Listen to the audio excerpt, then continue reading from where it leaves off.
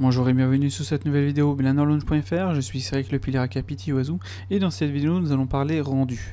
Donc rendu avec une carte, deux cartes, CPU ou alors les trois ensemble, vous allez voir ce que je veux dire par la suite. Donc comme vous avez pu le voir sur le forum et sur le blog, j'ai déjà parlé rendu multi-GPU. Donc le principe c'est d'utiliser une carte pour le viewport, une carte pour le rendu. Donc Blender a la particularité de le permettre, c'est vraiment puissant et c'est vraiment quelque chose à utiliser. On va supprimer ce petit note qui ne sert à rien. Voilà, celui-ci aussi. Donc, quand vous allez dans vos préférences, User Préférences, Système, vous avez Computer Device, et de base vous allez avoir votre carte. Donc la carte qui est reliée à l'écran.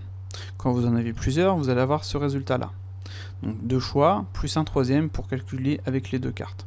Ce qui est vraiment bien. Voilà. Donc, ce que je préconise en général, c'est d'utiliser une carte pour le viewport et une carte pour le rendu. La carte pour le viewport, ce sera dans mon cas la Titan, et la carte pour le rendu, ce sera la 780, ou alors la 780 plus la Titan. Alors pourquoi j'ai le computer device ici, enfin le compute device ici? Parce que la Pinège nous a fait un petit add-on, et au final, quand on a deux cartes, c'est ultra pratique parce que je switch sans arrêt. C'est-à-dire que j'utilise dans un premier temps la Titan pour le viewport et je me mets en 780 pour le rendu. Pourquoi? Comme ça, mon viewport est fluide, je peux continuer à bosser, je peux continuer à faire autre chose pendant que ça fait mon petit rendu, ou alors quand je vais actualiser le rendu en changeant les couleurs, etc., je vais pouvoir, vous voyez, me déplacer dans le node editor, même dans la vue 3D, c'est pas un problème, etc., etc. Hop là. Voilà. Donc on va voir déjà ce que ça donne avec la Titan de base qui elle est reliée. Donc là on a la configuration que tout le monde a. Je vais lancer un rendu et on va voir si déjà là-dedans c'est fluide.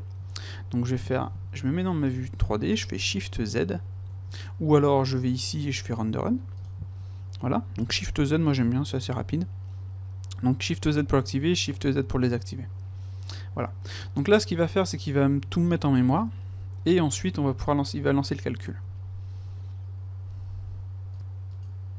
Voilà. Donc là, il a commencé à me lancer le rendu, vous voyez, j'ai 100 samples, et maintenant je vais essayer de me déplacer ici, vous voyez, dans le node editor. Donc comme on peut le voir, c'est tout sauf fluide, c'est vraiment difficile à utiliser. Qu'est-ce que je peux faire ici? Mettre le on va changer le gamma pour voir. Voilà, 0,45, 45, voilà. Pouf, et là il me remet un de base. Donc on va dire qu'on n'est pas d'accord, on remet à 1, on va aller changer peut-être un autre node. Donc on va faire T histoire de gagner un peu d'espace. Donc là vous le voyez tout de suite, ça rame, c'est une horreur. C'est franchement inutilisable quoi. Voilà. Donc on voit le principe, si je veux changer par exemple cette valeur-ci, je vais là-dedans, ou alors si je veux déplacer un node, vous voyez, voilà. Donc là vous voyez pour ce que je veux dire. Donc une carte, ça rame à mort quand on lance le rendu. Voilà, donc je vais arrêter le rendu. Comme si, je vais me remettre en solide. Je vais utiliser cette fois-ci la 780. La 780 n'est pas connectée à l'écran, la 780 ne servira qu'au rendu, et donc ce sera la Titan qui va gérer en fait le viewport et le node editor, etc. Je vais relancer un rendu. Il va tout me remettre en mémoire, donc je vais mettre pause le temps qu'il fasse tout ça. Voilà, donc là il a tout mis le calcul est en train de se faire. Par contre, vous voyez le viewport, merde, oups là, je fais des bêtises. Je suis à la souris, c'est pour ça que j'ai du mal. Donc le viewport est ultra fluide. Enfin ultra fluide. Il est comme si je ne faisais pas de rendu quoi. Hop là. Voilà. Vous voyez, c'est tout de suite un peu mieux quoi. Clac, on va faire ça. Pouf, pour zoomer dessus. Voilà. C'est pas ultra fluide, mais par rapport à précédemment, vous voyez, ça n'a rien à voir. Voilà, donc là c'est tout l'intérêt de... comment dire, enfin c'est pas ultra fluide, pourquoi? Parce qu'il y a Camtasia qui tourne, voilà, tout simplement. De base c'est fluide. Donc tout l'intérêt c'est vraiment de pouvoir faire son rendu, et de pouvoir en fait se déplacer dans le viewport, dans la vue 3D, par exemple là vous voyez le rendu il est terminé, donc si je veux qu'il continue pour démontrer tout ça, sampling, preview, on va mettre 600, voilà. Donc là il continue de calculer, vous voyez là je vais aller dans le viewport, je vais pouvoir me tourner, je vais pouvoir me déplacer, enfin, faire absolument ce que je veux. Par contre je vais peut-être activer mon stylet plutôt qu'autre chose. Voilà, donc là je suis dans mon viewport, vous voyez c'est fluide, etc., etc. C'est plutôt sympa. C'est vrai que je ne l'ai pas montré sur l'autre carte, donc je vais le faire rapidos. Donc voilà, la Titan est lancée, et là je suis dans le viewport. Là je suis maintenant à 2-3 FPS maxi, je parie. Donc c'est vraiment inutilisable. Je vais arrêter le rendu. Donc là, je pense que vous avez compris le principe. À partir de là, utiliser 2 cartes, ça devient vraiment... on ne peut plus s'en passer. Alors vous allez me dire, ouais c'est facile, mais toi t'as de grosses cartes, mais j'avais une 570 à la place de la 780, ça marchait tout aussi bien. Vous pouvez avoir une carte à 40 €, ça marchera tout aussi bien, sachant que la carte qui va gérer le viewport n'a pas besoin de RAM, d'autant de RAM que la carte qui calcule. Donc une carte à 40 €, 30 €, on s'en fout. Les cartes récentes qui sont à ce prix-là, en général, elles sont suffisamment puissantes pour afficher votre viewport. Donc là j'ai un truc simple, hein, j'ai juste un personnage avec quelques mèches, etc. quoi. Donc ouais, non, même une carte à 40 €, ça devrait amplement suffire, quoi. Mais vous voyez le gain tout de suite, là vous pouvez continuer de bosser, ici c'est fluide, etc. etc.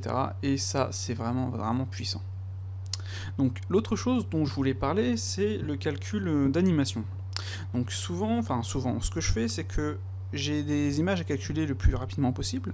Donc Blender me permet de faire, de choisir le device à utiliser pour le rendu. Et donc ce que je m'amuse à faire, c'est lancer plusieurs blenders, en lancer un en CPU, vous voyez, voilà, en lancer un en GPU, lancer le deuxième en GPU, comme ça mon PC calculera 3 fois, 3 parties d'image. Donc là on va dire de 0 à 50, de 50 à 100 et de 100 à 150.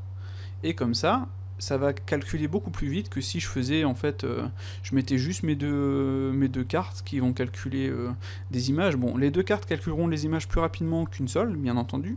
Par contre, pour lancer sur certains rendus, vous n'allez pas forcément avoir du 2 fois. Donc je me dis c'est c'est plus intelligent de lancer plusieurs sessions de Blender, donc pourquoi pas en batch render. Donc j'ai pas encore trouvé pour mettre choisir le GPU. Je sais pas si c'est possible d'ailleurs. D'après la doc, c'est indiqué nulle part. Donc si quelqu'un le sait, je suis preneur. Et donc ce que je voulais dire, c'est que Blender nous permet donc de lancer 3 sessions, 3 rendus, et avec 3 périphériques différents, quoi. Donc le CPU sera forcément beaucoup plus long que les autres. Donc là j'ai du SSS, etc. Donc ça va aller, quoi. Ça va être plus long, mais ça calculera quand même. Et quand on est pressé, quoi qu'il arrive, c'est super important. Et une frame, 2 frames, même si la frame met 3 fois plus de temps que les cartes en GPU, c'est toujours bon à prendre, quoi. Donc comme ça, j'ai calculé le 360 du Schtroumpf en une après-midi. Avec une carte, ça prenait dans les 3 minutes 30, 4 minutes, quoi. Donc j'ai lancé sur CPU, GPU, et donc j'ai pu tout calculer très rapidement, quoi. Donc ça, je pense que c'est un truc vraiment spécifique à Blender. Sur Maya, j'avoue que on peut peut-être lancer plusieurs Maya et lui dire bon tu me prends tel ou tel CPU, mais c'est pas forcément un truc. Niveau calcul GPU, bon, V-Ray ne permet pas non plus de faire des images finales sur Maya, donc c'est voilà. Sur Max, je ne saurais dire. Mais si pareil on utilise V-Ray, donc ce sera la même chose. Le seul qui permettrait de faire la même chose, je dirais peut-être, à ma connaissance, hein, donc je me trompe peut-être, ce serait à ce moment-là Octane. En ce moment-là on ouvre 2 sessions différentes et on lui dit bon bah sur la première tu vas me calculer ces frames là avec avec ce GPU là, et voilà, et l'autre avec l'autre GPU. Mais là Blender nous permet de faire avec 2 GPU et un CPU, ce qui fait que quoi qu'il arrive on y gagne, quoi. Et ça c'est vraiment puissant. Je me suis amusé aussi à lancer sur Shipit. Vous pouvez faire exactement la même chose. Vous allez sur le site, vous allez lancer plusieurs onglets de Shipit, et sur chaque onglet vous allez choisir CPU, GPU ou tel GPU, quoi. Donc comme ça, quand j'ai beaucoup de calculs à faire, ce que je fais, c'est que je balance sur Shipit quand je peux, parce que là sur cette scène là je peux pas, elle fait 700 mégas. Donc c'est hors de question. Et quand vous pouvez, et sur certaines prods que j'ai fait récemment, donc j'ai lancé tous mes PC sur Shipit, sur le même projet, en CPU, GPU plus deuxième GPU. Donc là par exemple, imaginons sur ce PC là j'ai 2 GPU, 1 CPU. Sur mon PC de rendu j'ai un GPU, 1 CPU, sachant que le PC de rendu, le CPU est plus puissant que mon i7 sur ce PC là. Et sur le PC de ma femme, en fait, c'est un Q6600, donc c'est un quad-core, bon c'est lent mais ça fonctionne toujours, et j'ai lancé ça, ce qui fait que si on calcule, ça fait 3, 4, 5, 6. Donc sur 3 PC, en fait, j'ai 6 sessions de calcul. Et donc Shipit le permet, et c'est vraiment quelque chose de puissant, quoi. Donc faut vraiment pas hésiter à l'utiliser. Ensuite, comme je disais au début, on va parler en fait des calculs. Donc sur des grosses cartes comme ma Titan ou la 780, pour du 1920 par 1080, ce que j'ai pu voir au niveau des tiles, c'était le fait d'utiliser en fait une demi de résolution. Alors pourquoi pas du 256 ? Parce que il va en fait relancer des trucs, etc. Donc le 256 sera un peu plus lent. De toute façon, je l'ai montré sur le forum. J'ai fait plusieurs tests en 256, en progressif, etc., etc. Et pour le calcul GPU avec des grosses cartes, le mieux que j'ai pu, au niveau temps de rendu, le mieux, surtout sur des cartes identiques, c'était de faire un demi-tile. Enfin, un demi de la résolution. Alors là, par exemple, si je lançais la 780 plus la Titan, ce qui va se passer, c'est que la 780 va me calculer ce tile-là, la Titan va me calculer celui-ci, et une fois que l'une ou l'autre aura fini en premier son tile, elle passera à la suite. Là, ça permet sur deux cartes, comme je disais, identiques, d'avoir un rendu divisé par 2. Ça, c'est sûr et certain, ça fonctionne. Et c'est vraiment puissant. Donc ce qui serait bien aussi serait de pouvoir utiliser le CPU, mais là ça va ralentir à mort, quoi. Donc comme je disais aussi sur le forum, si vous avez une carte puissante et une carte non puissante que vous voulez utiliser les deux, dans ce cas-là, il est préférable d'utiliser les tiles de 256. Alors pour changer les tiles, vous les avez ici dans les performances. Donc là vous voyez, j'ai la moitié de 1920 et la moitié de 1080. Vous avez ici le Progressive Rendering aussi. Alors le Progressive Rendering, lui, ce qu'il va faire, d'ailleurs on le voit ici, clac clac, au lieu de rendre chaque élément jusqu'à ce qu'il soit terminé, affiner l'ensemble de l'image progressivement. Donc c'est exactement ça, c'est qu'on va pas avoir de tile, ça va calculer l'ensemble de l'image progressivement, et honnêtement, c'est pas plus rapide que les tiles.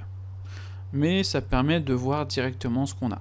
Donc quand vous avez un CPU vraiment pas forcément puissant, vous allez utiliser le Progressive Rendering, vous allez pouvoir voir l'ensemble de votre rendu, et ça permet de voir s'il y a des merdes, etc. Plutôt que quand ça calcule un petit tile par-ci, un petit tile par-là, et que une heure après vous vous rendez compte qu'ici vous avez oublié quelque chose. Donc le Progressive Rendering, c'est relativement sympa aussi. Au niveau des calculs avec deux cartes, donc deux grosses cartes comme ça, le progressive est plus lent que les tiles. Donc il faut préférer les tiles, et comme je disais, un demi de la résolution à partir du moment qu'on fait du rendu 1920 par 1080. Si vous faites un rendu au-dessus, dans ce cas-là, ce que vous pouvez faire, c'est diviser par 3, en fonction de la largeur, quoi. Et de tous les tests que j'ai pu faire, en faisant comme ça, c'était toujours plus rapide qu'en laissant en 256. Donc là, avec mes deux cartes, même en 256, ce sera plus long qu'avec des gros tiles. D'ailleurs, les cartes préfèrent en général les gros tiles, et voilà. Donc je réfléchis si j'ai oublié quelque chose, je pense que non. J'espère que je vous ai bien fait comprendre l'intérêt en fait d'avoir deux cartes. Donc même avec une petite carte juste pour le viewport, hein, on le voit, hein, ici ça va être ça va vous changer la vie. Alors on le voit surtout, là déjà vous l'avez bien vu sur Blender, enfin sur Cycle, mais on le voit surtout, moi je l'ai vraiment ressenti sur Octane, la version Octane de Blender Octane. Donc c'est le render intégré, j'avais fait une vidéo de présentation. Et là c'était clac, clac, clac, clac. C'était une horreur, quoi. Donc à partir de ce moment-là, je me suis dit, allez, c'est bon, je branche mes deux cartes. Et là, après, c'était comme ça. Puis là, je me suis dit, ah, là, c'est vraiment appréciable, quoi. Et sur Cycle, comme on l'a vu là, sur cette scène-ci, avec ce rendu-là qui demande beaucoup, il y a du SSS, vous voyez, avec beaucoup d'éléments du glossy, etc. Les samples sont assez élevés, etc. aussi, quoi. Donc en fonction de ce que vous faites, deux cartes, mais de toute façon même même de manière générale, deux cartes, Enfin, personnellement, je pourrais plus m'en passer, quoi. Si j'ai une des cartes qui lâche, je vais m'en acheter une autre direct derrière. Même si c'est une petite, hein, même si c'est une petite, c'est vraiment pas un problème. Tant que le viewport est fluide, tant qu'on peut changer les éléments, si on a besoin d'aller dans la vue 3D pour ajouter une lampe ici, là vous allez pouvoir le voir directement en temps réel. Votre carte va calculer pendant que votre viewport, vous voyez, sera fluide. Et ça, c'est vraiment génial, quoi. Donc voilà, je vais m'arrêter là parce que je blablate, mais voilà, j'espère que cette vidéo vous aura été utile, n'hésitez pas à commenter comme d'hab, et si vous avez des petites techniques ou autres, etc. Si vous voulez cet add-on-ci, il est sur le forum, je le mettrai sur le post, parce que quand on a deux cartes, moi qui change tout le temps, c'est vraiment génial, quoi. Donc voilà, je vous dis à la prochaine, et ciao.